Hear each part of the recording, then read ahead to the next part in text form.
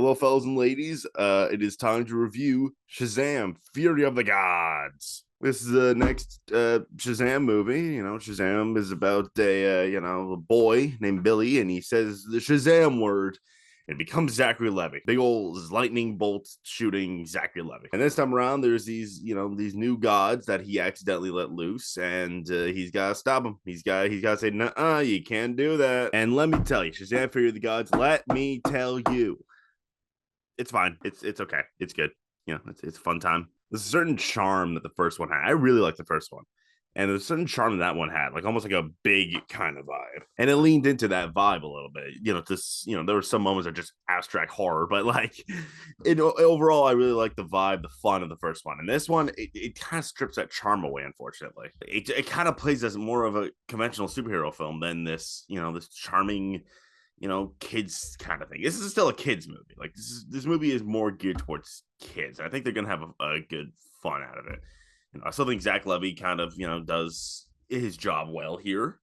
But what I really liked was Helen Mirren and Lucy Liu. I thought those two really hammed it up in a really fun way. I wish that Rachel Zegler was given the opportunity to ham it up, but unfortunately she was not given that opportunity in this film. I like the cast in general. I think the cast is what gave this movie a level of warmth that I actually really enjoyed. Like the fun I was having was not because the writing, the jokes in the writing, they're hit or miss, but a lot of it is a little bit kind of a winking to the camera. I thought that the cast definitely added a layer of comedy to it that I actually did find effective at times. However, I just watched this movie, like there's nothing, well, I won't say nothing, but there's not a lot like egregious just garbage in this movie. I like certain, ways that the characters interact with each other, like Jack Dylan Glazer and the Wizard. I thought that was pretty funny. But overall, I just kind of was watching this movie and kind of going, yeah, it's just kind of conventional superhero movie. With some funny silliness, which is fine. It just wasn't always effective on my end. And it also kind of tried to shoehorn in some like lessons, and I thought that was a little half-assed. They are like building up this theme, this idea of being like, like kind of like loving family, but like kind of being able to let them be on their own a little bit, and then they completely abandon it, and then it comes back in the last second, and it has no effect on me whatsoever. The script just feels so much on autopilot this time around, which is so unfortunate. Also, I gotta say, I won't spoil it for obvious reasons.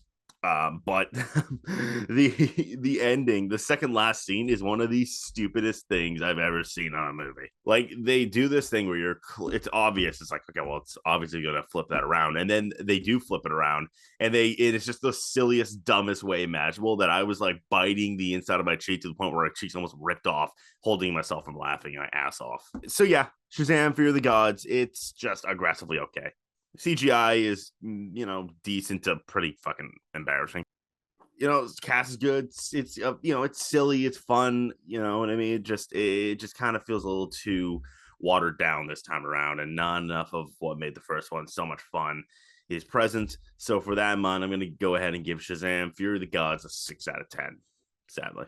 All right, that's that. Like, subscribe, share, and let's see what happens when I yell Shazam.